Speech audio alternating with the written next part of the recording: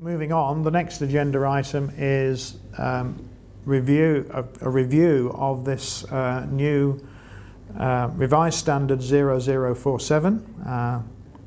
The title of it is Application of the Construction (CDM) Regulations to Network Rail Construction Projects. The key changes to this is that there is now an appendix to the document which is pretty descriptive in what Network Rail are expecting to have in place, either from themselves or through the contract. You'll all remember that the CDM regulations start from the very inception of a contract, where principal contractor, client, designer and the CDM coordinator, all these people have to be named and have got specific responsibilities within that statute. And this is nothing. This is the CDM regulations are law. It's not obligatory whether we comply or not. We have to, and everybody has a duty to understand their role in the CDM under CDM regulations. So the standard needs a good read through from start to finish. I'll try and give you a flavour of the changes that have been made. It is applicable as from the 6th of September this year, 2014.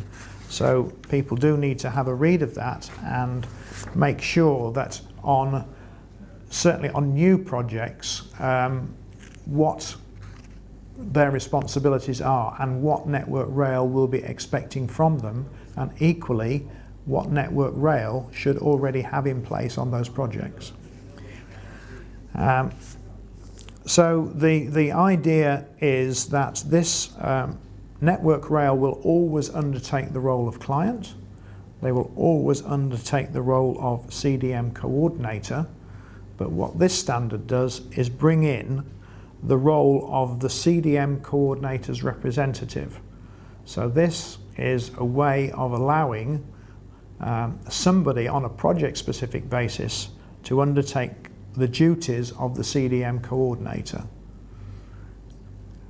That delegation, that appointment of the CDM's coordinator's representative should be recorded, and I would suggest that at the beginning of a project everybody asks for that list of names and make contact with the people. The idea is that the CDMC's representative actually does the day-to-day coordination between the client, the principal contractor and the designer, to make sure that information is passed from one to the other and at all stages of the project. How effective that is will remain to be seen. If you could just have a look at section 9, which is on page 8 of 18, it's talking about design reviews. There's one thing that I want to make very clear here, that the whole process of how design reviews, interdisciplinary checks, or buildability studies and reviews are made is fundamental in the requirements of the CDM regulations, and they do make the Network Rail standard makes it clear that there is separation between design review, a buildability review, a usability review and a maintenance review. And the expectation is that each one of those items is treated separately, and there is a proper, formalised and recorded assessment of those made at various stages in the project. We've talked about this before. It's all about having information that starts at the beginning of a project and continues all the way through. I think we've all had come across projects where we've asked for information and it's just not been there from earlier stages, that there has been a lack of coordination of obtaining that information and therefore passing it on. The Network Rail standard is quite clear that that has to change and that there should be a high level of cooperation, and it's the CDMC's representative who is charged with this change to the standard in making sure that happens. I suspect that on a project-specific basis, the CDMC's representative will probably be either the project manager or the scheme project manager. But as I said earlier, just make sure that you know who it is. Okay. There is also, within the Appendix A that I talked about, which is the new item that's in that standard, is very clear in the format. It summarises what the requirements are from the approved code of practice, which is the document that comes out of the CDM regulations. It's clear as to what the requirements are, and it gives guidelines as to how those requirements can be met by both individuals within Network Rail and what can be expected that the contractor is going to have to provide to support those individuals. Make no mistake about it, this is a bit of a sea change. That formal documentation, the carrying it through from one stage to the next, is going to completely change, and the standard talks about lots of different forms of documentation that can be used to ensure that this continuity is passed on. So it talks about formal design meetings and the minutes of those. It talks about drawings. It talks about registers. It talks about consultations. It talks about emails. So in the normal way that we would expect everything that we do as a contractor to be covered in writing commercially in writing, then equally the implication is that for this new standard, there's got to be a high level of recording and reviewing and passing on of that information. If it's not there in the early stages, then that's unfortunate, but the project as a whole should stop at that point and address the shortfall and come up with a plan as to how it's going to be taken forward. Because again, this is not just Network Rail's company standards, this is them complying with the CDM regulations, which are statute.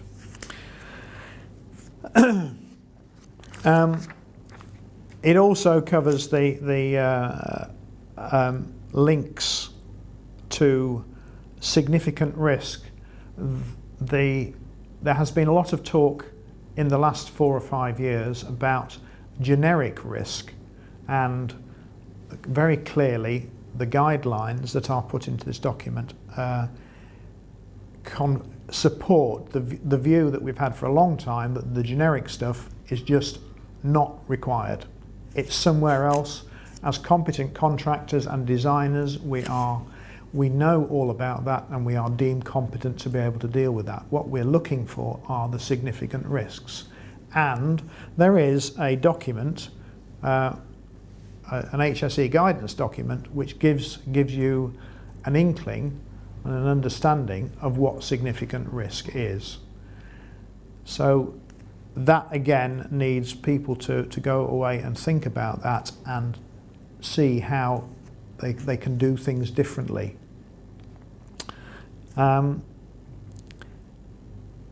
The next section on there talks about the need not to ensure that issues that come out of the designer's requirements are properly recorded on the output drawings. It is quite possible that the design that is being produced is related to doing work in a certain sequence. If that is the case, that sequence, that staging must be shown on the drawings, not hidden away in the notes down the left-hand side or the right-hand side of the drawing, but clearly on the drawings. And if other documentation is required, that should be referenced there as well. If there are no particular staging requirements or methods of constructions that are required for the design to be implemented safely, then equally that's not a bad thing to state on the drawings.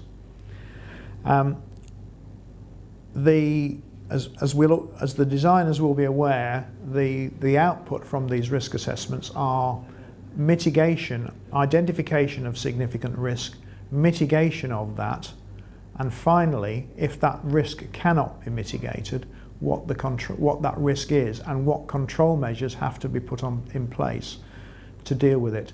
And those items should be included on the drawings.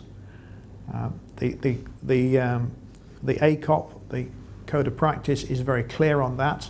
They do not want this information hidden in files that sit on office walls. It's got to be put on the drawings. And I'm very pleased to say that some recent drawings that I've seen that dispensers have produced for the new Crossgate depot are very good in highlighting these particular issues. I think most people will be aware of the warning triangle that accompanies various things on drawings. We're very good at putting these things in different colours so they are highlighted. What I would ask is that designers ought to remember that down the line, people on site don't necessarily have the luxury of having colour-coded drawings. They are usually reproduced in black and white. So the more pronounced you can make these requirements on the drawings, the better it's going to be. Okay. The final point on this standard is the output documentation in terms of the as-built drawings, and what we are required to do there is to show quite clearly what residual risks remain once the works have been completed.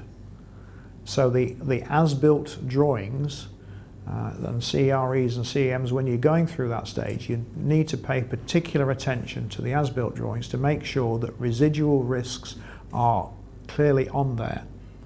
If there are other risks that have been put on and have been mitigated or eliminated, then quite rightly they can come off at the as-built stage. But anything that hasn't been mitigated and remains there must be on the as-built drawings. Okay, so that's I did pass this out to you when this came out in early June, but this is a more formal session on the standard. I did have some comments from Chris Wilcock on this, and pretty much all those points that he raised we've answered here this morning. So please do go and have a good look at that and work with Network Rail on a project-specific basis to make sure that the process of identifying, recording and mitigating these issues is carried on through all the stages, and the design, the constructability reviews, the IDC reviews that we have are all meaningful sessions.